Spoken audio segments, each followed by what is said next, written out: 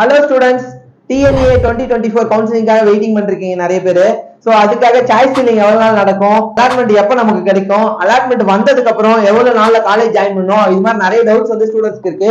அந்த டவுட் எல்லாம் கிளியர் பண்றதுக்காக தான் நான் உங்களுக்காக ரெகுலரா வீடியோஸ் போட்டுட்டு இருக்கேன். சோ இந்த வீடியோல வந்து பாத்தீங்கன்னா உங்களுக்கான சாய்ஸ் ஃபில்லிங் டேட்டு, அலாட்மெண்ட்டுக்கான டேட்டு, அலாட்மெண்ட் வந்ததுக்கு அப்புறம் கன்ஃபர்மேஷன் எத்தனை நாள்ல கொடுக்கணும், அதே மாதிரி உங்களுக்கு காலேஜ் ஜாயினிங் எவ்வளவு நாள், டிஎஃப்சி சென்டர் எத்தனை நாள்ல போகணும் அப்படின்ற டீடைல் சொல்ல போறேன். ஃபர்ஸ்ட் எடுத்தவங்க வந்து பாத்தீங்கன்னா சாய்ஸ் ஃபில்லிங் வந்து உங்களுக்கு டோட்டலா 3 days டைம் கொடுப்பாங்க. அது நீங்க எந்த ரவுண்ட் ஸ்டூடெண்டா இருந்தாலும், first round, second round, third round, எந்த ரவுண்ட் ஸ்டூடெண்டா இருந்தாலும் உங்களுக்கு சாய்ஸ் ஃபில்லிங் வந்து 3 days டைம் கொடுப்பாங்க.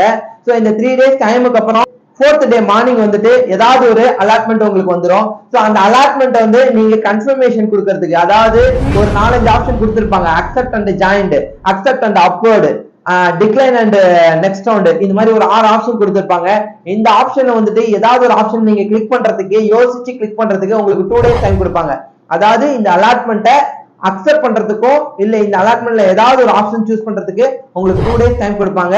தேர்ட் வந்து பாத்தீங்கன்னா நீங்க காலேஜ் ஜாயின் பண்றதுக்கு வந்துட்டு டோட்டலா 5 days டைம் கொடுப்பாங்க. அந்த அலாட்மெண்ட் வந்துட்டு நீங்க கொடுத்த 2 daysக்கு அப்புறம் 5 days உங்களுக்கு டைம் இருக்கும். அக்செப்ட் அண்ட் ஜாயின் கொடுத்தீங்கன்னா 5 நாளைக்குள்ளார அந்த காலேஜ்ல போயிட்டு நீங்க ஜாயின் பண்ணிருக்கணும்.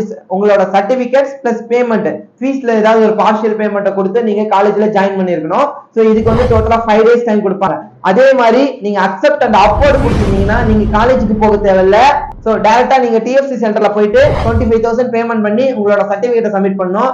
அப்படின்னா உங்களுக்கு ஏதாவது ஒரு காலேஜ் மேல இருக்க அப்போர்ட்ல இருக்க ஏதாவது ஒரு காலேஜ் சூஸ் ஆகி வரும், இல்லாட்டினா அதே காலேஜ் சூஸ் ஆகி வரும். சோ இந்த மாதிரி அக்செப்ட் அண்ட் அப்வர்ட் கொடுத்த ஸ்டூடெண்ட்ஸ் எல்லாருமே டிஎஃப்சி சென்டருக்கு போயிட்டு 25,000 சர்டிபிகேட்டை சப்மிட் பண்ணணும்.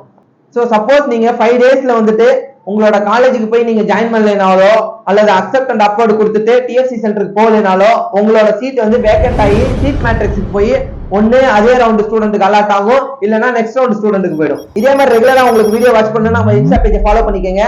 உங்க கட் ஆஃப்க்கு எந்த காலேஜ் கிடைக்கணும்னு தெரிஞ்சுக்கிறதுக்காக நம்ம வாட்ஸ்அப் குரூப்ல ஜாயின் பண்றதுக்கு நம்ம பயோல இருக்க லிங்கை கிளிக் பண்ணி வாட்ஸ்அப் குரூப்ல ஜாயின் பண்ணிக்கங்க. Thank you friends, thank you, bye by.